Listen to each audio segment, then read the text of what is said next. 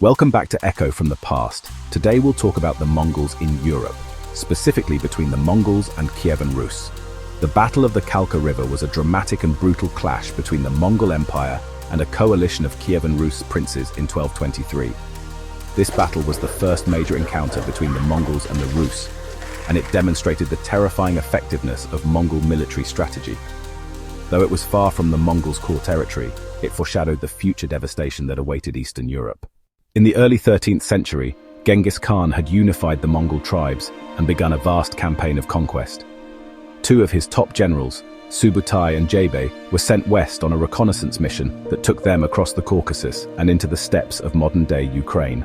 Along the way, they defeated various groups, including the Georgians, the Cumans, and others, which caused alarm in Eastern Europe. The Cumans, who were defeated and pursued by the Mongols, appealed to their former enemies, the Kievan Rus, for help. Several Rus' princes, Mstislav the Bold of Galicia, Mstislav of Kiev, and Mstislav of Chernigov, yes, all named Mstislav, formed an alliance with the Cumans to confront the Mongol threat.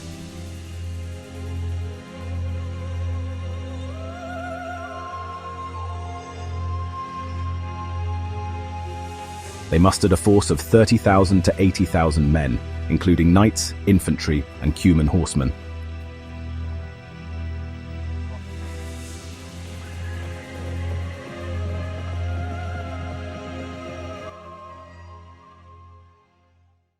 Subutai and Jebe employed classic Mongol deception tactics, pretending to retreat for several days, luring the disorganized Rus' forces deep into the steppe. The Mongols led the enemy into a trap near the Kalka River, where they turned to fight on their own terms, and the Rus' coalition didn't realize they were lured into an ambush. The Rus' coalition was spread out and poorly coordinated. The Mongols first crushed the forward divisions, and then encircled and destroyed the rest. The Cuman cavalry broke ranks and fled early in the battle, contributing to the collapse of the Rus' lines. The Mongols used composite bows, feigned retreats, and encirclement to devastating effect, slaughtering thousands.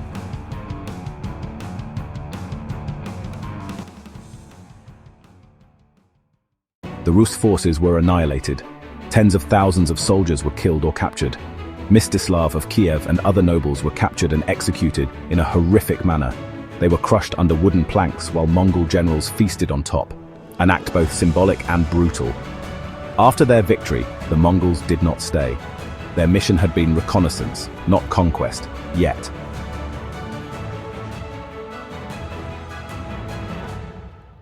Subutai and Jebe returned to Central Asia via the Volga River, having mapped the strength and tactics of Eastern European powers.